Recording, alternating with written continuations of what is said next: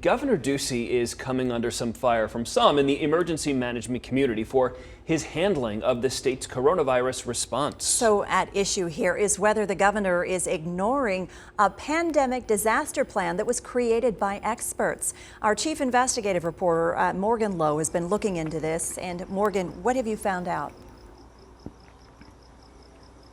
Yeah, Heather, I took a look at the state's emergency recovery and response plan. It was published just last fall, and it includes all kinds of guidance on how the state can get through disasters, from wildfires to drought, terrorism to infectious diseases. But Governor Ducey is accused of ignoring that plan.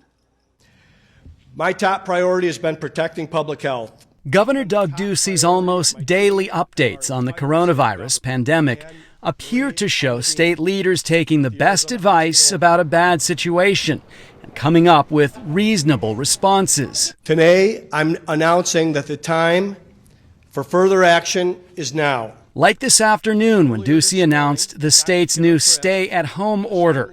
But behind the scenes, there has been disagreement and controversy.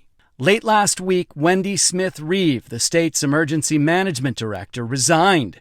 She wrote the directives from the governor's office have been to work completely outside of the state emergency response and recovery plan, a plan that includes how to respond to a pandemic like the coronavirus. Her critique was that we should treat this disaster incident like any other, and so we should follow that same structure.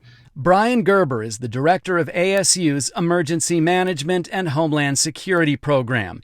He did not directly criticize the governor's response during our interview, but one of his colleagues tweeted this over the weekend. The sidelining of FEMA, circumvention of established processes in emergency management are contributing significantly to inadequate preparedness and response. It might be tempting to say, this is a public health crisis, and so we treat it like that. I think my colleague who wrote that was pointing out that you still want to follow the standard disaster management system that we have. But today, when we asked the governor why he had sidelined the state's emergency management plan and its director, he doubled down. Today we have a public health emergency. Dr. Kara Christ and the Department of Health Services is taking the lead. So why this matters in the big picture, according to emergency management experts we spoke to, is that although we haven't been through a pandemic like this before, emergency managers have trained for something like this. They have a manual for how to deal with something like this, and they say that Governor Ducey is just discarding that plan. Heather, Jared, back to you guys. Morgan, it was such a surprise to hear about this resignation over the weekend. We all want to hear more from Wendy Smith-Reeve to get her to elaborate on any concerns she has. Has she spoken at all about what specifically she thinks the governor's doing wrong?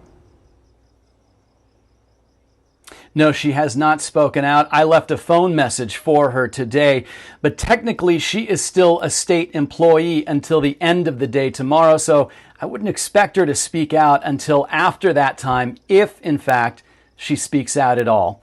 Back to you guys. We are free to talk to her whenever she has time for us. Morgan, thanks very much.